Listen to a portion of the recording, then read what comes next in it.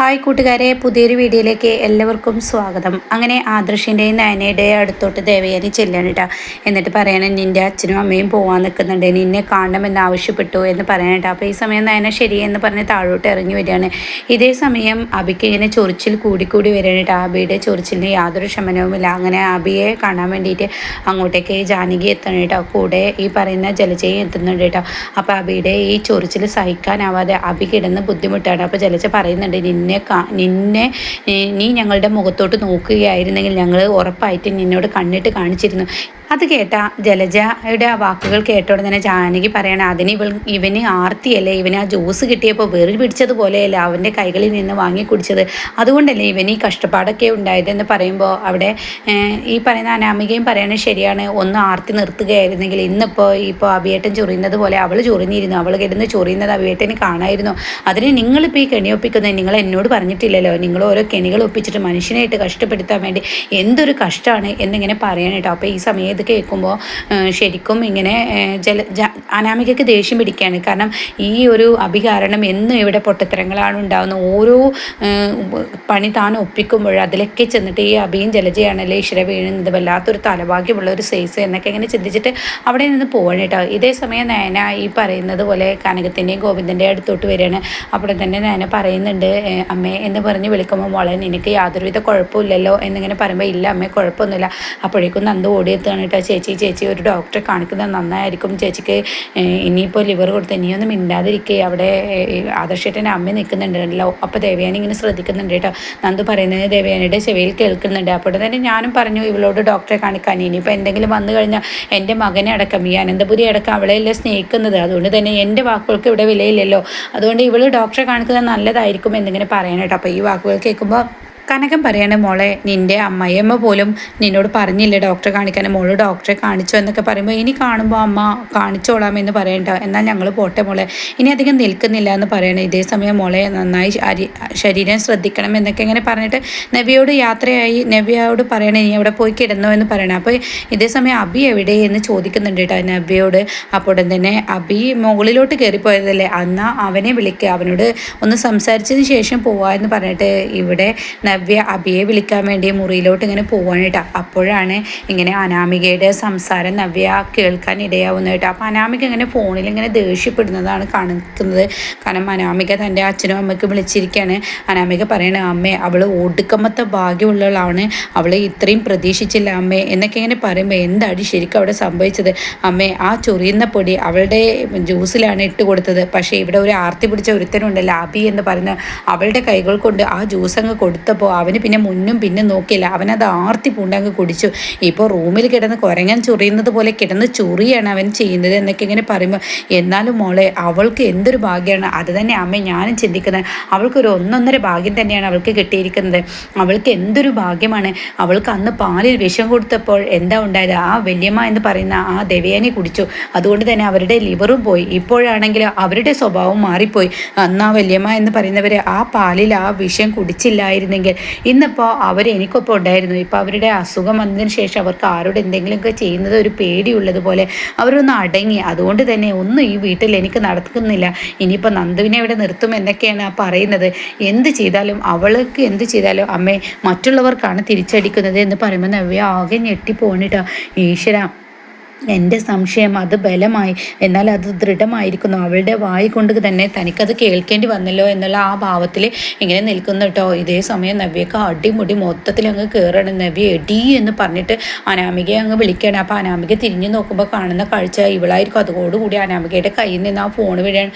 പിന്നീട് നവ്യ ഒന്നും നോക്കിയില്ല, കരണക്കുറ്റി നോക്കി അങ്ങ് പിടിക്കുകയാണ്. ഒന്നോട് പൊട്ടിച്ചതിന് ശേഷം കഴുത്തിനാണ് ഞെരിക്കാണ്. എടി നീ എന്താടി കാണിച്ചത്, നീ തന്നെ ആയിരുന്നു ഇത് ചെയ്തിരുന്നത് എന്നൊരു സംശയമുണ്ടായിരുന്നു.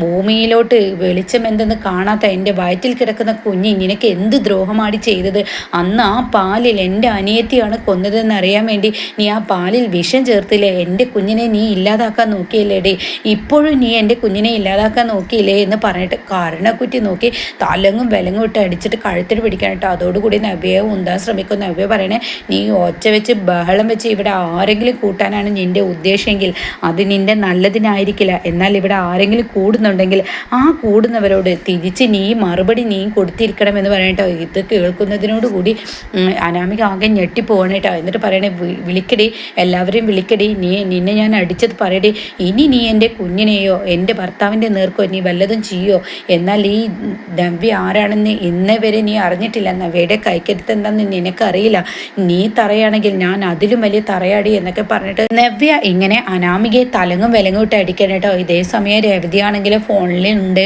അതുകൊണ്ട് തന്നെ രേവതി, ഹലോ മോളെ, എന്താ അവിടെ, ഹലോ മോളെ എന്നിങ്ങനെ പറയുമ്പോൾ വേണു അങ്ങോട്ടേക്ക് വരികയാണ് കേട്ടോ. അപ്പം എന്താന്ന് ചോദിക്കാൻ കേട്ടോ.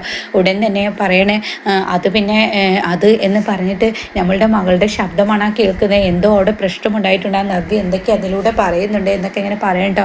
ഈശ്വര, ഇനിയിപ്പോൾ എല്ലാവരും കേട്ടിട്ടുണ്ടാവുമോ എന്നിങ്ങനെ പറയുന്നുണ്ട്. അങ്ങനെ അനാമികയെ കണക്കിന് നവ്യ കൊടുത്തതിന് ശേഷം പിന്നീട് നവ്യ പറയണേ, ഇനി ആരുടെങ്കിലും ഉണ്ടെങ്കിൽ പറയടി, ഇപ്പം തന്നെ പറയണേ, എന്നാലും എടി വൃത്തി കെട്ടവളെ, ഇത്രയും വലിയൊരു പാപിയാണോ നീ, എന്ത് ക്രൂര മനസ്സാടി നിനക്ക്, എൻ്റെ വയറ്റിൽ കിടക്കുന്ന കുഞ്ഞിന് എന്നോട് എന്ത് തെറ്റ് ചെയ്തിട്ടാടി നീ എന്നോട് ഈ പാപം എൻ്റെ കുഞ്ഞിനോട് ചെയ്യാൻ ഒരുങ്ങിയത്, ഒരു മനുഷ്യജന്മല്ല, ഒരു ജീവനെടുക്കാൻ മാത്രം ക്രൂരതയൊക്കെ നിനക്ക് അറിയുമോ എന്നൊക്കെ പറഞ്ഞിട്ട് ഇട്ട് തലങ്ങും വിലങ്ങിട്ട് അടിച്ചതിന് ശേഷം നവ്യ ഒരു സൈഡിൽ പോയിരുന്ന് പൊട്ടിക്കരയാണ് കേട്ടോ. തൻ്റെ കുഞ്ഞ് കഷ്ടപ്പെടുന്ന ആ മാനസികാവസ്ഥ നവ്യക്ക് ആലോചിക്കാനേ വയ്യ.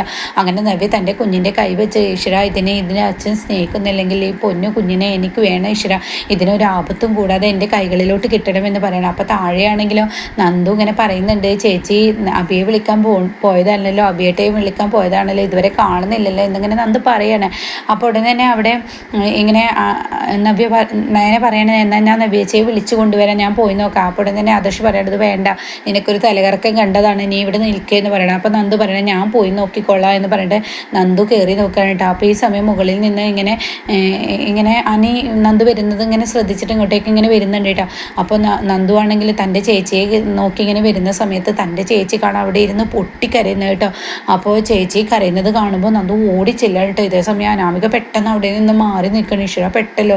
അപ്പോൾ നന്ദു ഓടിപ്പോകുന്നത് കാണുമ്പോൾ ബാക്കിൽ ഇങ്ങനെ അനിയും ചെല്ലണം കേട്ടോ. അപ്പോൾ അനി ഇങ്ങനെ മറിഞ്ഞ് നിന്ന് ശ്രദ്ധിക്കണം. ഇതേ സമയം നന്ദു, എന്തിനാ ചേച്ചി ഇങ്ങനെ കരയുന്നത്, ചേച്ചി എന്താ അതിന് മാത്രം പ്രശ്നം ഉണ്ടായത്, അബേട്ടൻ ചേച്ചി എന്തെങ്കിലും കാണിച്ചോ, ഈ വീട്ടിൽ ആരെങ്കിലും ചേച്ചി എന്തെങ്കിലും പറഞ്ഞോ, ചേച്ചി എന്താണ് പ്രശ്നം എന്നൊക്കെ ഇങ്ങനെ ചോദിക്കുമ്പോൾ, മോളെ, എന്നാലും എൻ്റെ കുഞ്ഞ് എന്താ കുഞ്ഞിന് എന്താ സംഭവിച്ചത്, ചേച്ചിയുടെ കുഞ്ഞിന് എന്തെങ്കിലും പറ്റിയോ എന്ന് ചോദിക്കുമ്പോൾ, മോളെ, എൻ്റെ കുഞ്ഞ് എന്നെ കൈവിട്ട് പോയിരുന്നു, ഈശ്വരാധീനം, നിങ്ങളുടെ എല്ലാം പ്രാർത്ഥന കൊണ്ട് എൻ്റെ കുഞ്ഞിന്ന് എനിക്കുണ്ട് എന്ന് പറയുമ്പോൾ, ചേച്ചി എന്താ പറയുന്നത്, എനിക്കൊന്നും മനസ്സിലാവുന്നില്ല മോളെ, അന്ന് ഈ പറയുന്ന വല്യമ്മക്ക് ഇപ്പോൾ ഇവിടെ അമ്മായിക്ക് ഇപ്പോൾ ഈ അസുഖങ്ങളെല്ലാം വന്നത് ആ അനാമിക കാരണമാണ്. എന്താ ചേച്ചി പറഞ്ഞത്, അതേടി, എനിക്ക് പാലിൽ വിഷം തന്നത് അവളാണ്, ഇന്നിപ്പോൾ ആ ജ്യൂസിൽ എനിക്ക് പൊടി ചേർത്ത് തന്നിരിക്കുന്നു, എന്നെയും എൻ്റെ കുഞ്ഞിനെയും കൊല്ലാൻ വേണ്ടി, എൻ്റെ കുഞ്ഞിനെ നശിപ്പിക്കുക എന്നുള്ളതാണ് അവളുടെ ഉദ്ദേശം. എൻ്റെ മനസ്സിൽ ഈശ്വരനായിട്ട് അപ്പോൾ തോന്നിപ്പിച്ചതാണ് ഈ ജ്യൂസ് അബിക്ക് കൊടുക്കാമെന്ന്. പക്ഷേ അബി ഇന്നിപ്പോൾ ഒരു കുരങ്ങൻ ചൊറിയുന്നത് പോലെ ആ റൂമിൽ കിടന്ന് ചൊറിയുന്നു, എൻ്റെ കുഞ്ഞിനെ കളയാൻ വേണ്ടി അവൾ ചെയ്തതാണ് എന്നിങ്ങനെ പറയട്ടോ. ഇവിടെ അമ്മായിക്ക് പാലിൽ വിഷം ചേർത്തതും അവളാണ്, ആര്, അനാമികയോ എന്ന് ചോദിക്കുമ്പോൾ ഇത് അനി കേട്ടോ ആകെ ഞെട്ടി നിൽക്കണം കേട്ടോ. അത് അനാമിക തന്നെ, അവളെ ഞാൻ തീർത്തിരിക്കുന്നു, അവൾക്ക് കണക്കിന് ഞാൻ കൊടുത്തു എന്നൊക്കെ പറയുമ്പോൾ, ചേച്ചി ഇനി ഇതിങ്ങനെ വിടാൻ പാടില്ല, നമ്മുടെ നയനേച്ചിയോടും ഈ പറയുന്ന ആദർശേട്ടൻ്റെ അമ്മയെ ഈ അവസ്ഥയിൽ അവളാണ് ആക്കിയതെങ്കിൽ അവൾ കണക്കിന് കൊടുക്കണമെന്ന് പറയുമ്പോൾ അവിടെ നിന്ന് അനാമിക പോയിട്ടുണ്ടാവും. അപ്പോഴേക്കും അവിടോട്ട് അനി കയറി വരികയാണ്. അപ്പോൾ അനിയെ കണ്ടോടും തന്നെ നവ്യ പറയണേ, ഇനി സംസാരം പുറത്തോട്ട് വരണ്ട എന്ന് പറയുമ്പോൾ, എന്തുകൊണ്ട് പുറത്ത് അറിയിക്കണ്ട എന്ന് ചേച്ചി പറയുന്നത്, ഇതെല്ലാവരെയും അറിയിക്കണം, അവളുടെ മുഖംമൂടി എല്ലാവരും അറിയണമെന്ന് പറയുമ്പോൾ അവിടെ അനി പറയണേ, അതല്ല വേണ്ടത്, ആദ്യം അവളുടെ അച്ഛനും അമ്മയ്ക്കും കണക്കിന് കൊടുക്കണം, ഇതെല്ലാം ചെയ്തു കൊടുക്കുന്നത് അവരാണ് ഈ അനാമികയെ ഇത്രയും ഒരു വൃത്തികെട്ടവളാക്കി തീർക്കുന്നത്, അതുകൊണ്ട് തന്നെ ഇത് വെറുതെ വിടാൻ പാടില്ല നന്ദു, നമുക്ക് രണ്ടുപേർക്കും അവളുടെ അച്ഛനും അമ്മയ്ക്കും കണക്കിന് കൊടുക്കണം എന്ന് പറയണ്ട. അപ്പോൾ ഇത് കേട്ടോടെ തന്നെ നവ്യ പറയുന്നുണ്ട്, വെറുതെ ഒരു പ്രശ്നം ഉണ്ടാക്കണേ, ഇതങ്ങനെ വിടാൻ പറ്റില്ല, ഒരു പിഞ്ചു കുഞ്ഞിൻ്റെ ഈ അനന്തപുരി തറവാടിൻ്റെ അവകാശിയെ അവൾ തീർക്കാൻ നോക്കിയിരിക്കുന്നത്, എന്നാൽ അതിൽ വല്യമ്മക്കാണ് ഈ ആപത്തെല്ലാം സംഭവിച്ചത്, അതുകൊണ്ട് ഇതങ്ങനെ വെറുതെ വിടാൻ പാടില്ല എന്ന് പറഞ്ഞിട്ട് അവർ രണ്ടുപേരും പിന്നീട് നന്ദുവിനെയും കൂട്ടിയിട്ട് അനി മുഖത്ത് ഹെൽമെറ്റൊക്കെ വെച്ചിട്ട് ഇനി വേണുവിനെ കണക്കിനടിക്കുന്ന കിട്ടുക്കൻ സീനൊക്കെയാണ് കേട്ടോ ഇനി നമുക്ക് മുന്നിൽ വരാനിരിക്കുന്നത്.